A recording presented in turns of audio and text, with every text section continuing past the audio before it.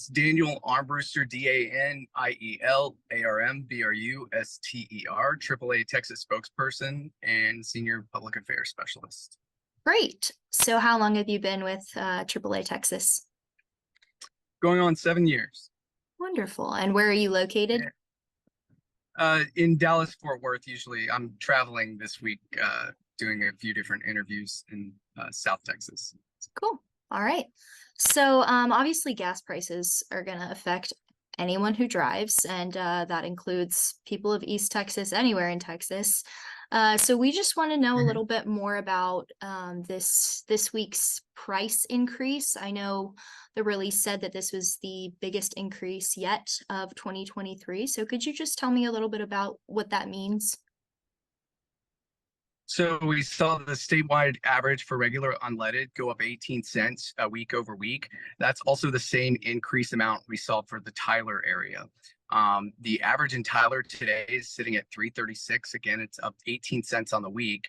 It's down 37 cents from a year ago still, but of course that gap between last year and this year is narrowing, and it has narrowed a lot in just the last few days.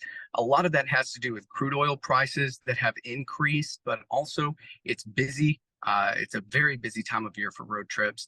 And then you add to that some refinery utilization has dropped a little bit because of the excessive heat that our state is experiencing, and of course the Gulf Coast region. And so all of those factors have led to higher gas prices for consumers.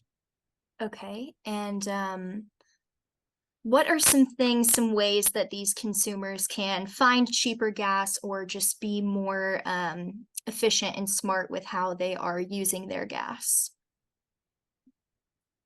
Yeah, so you can use apps like the AAA mobile app. That'll help you find the cheapest gas near you. Also, we know from AAA studies that driver behavior is the #1 factor when it comes to fuel efficiency and conserving your fuel. So that means avoiding quick accelerations, avoiding what we call hard accelerations, also jackrabbit starts. And when you're on the road, driving the speed limit, not speeding, using cruise control when it's safe to do so, those behaviors alone can help out a lot.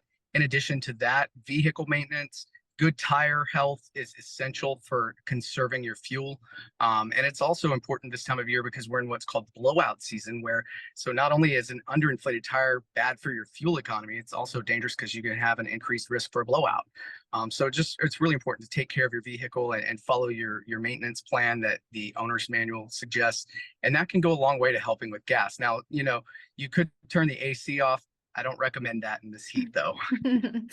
No, I would not recommend that either. I don't think that would be a particularly good idea. Not in Texas, at least. Maybe try that in Alaska, right? Right.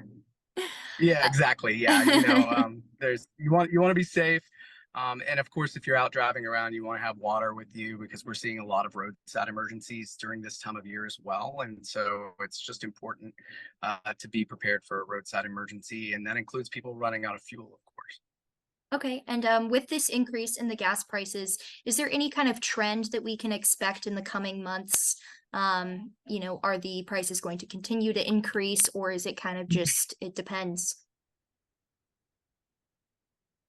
Yeah, gas prices are a little unpredictable because there's just so many variables that go into them. Typically, what we see is gas prices are a little more expensive in the summer, and then we see demand drop after Labor Day.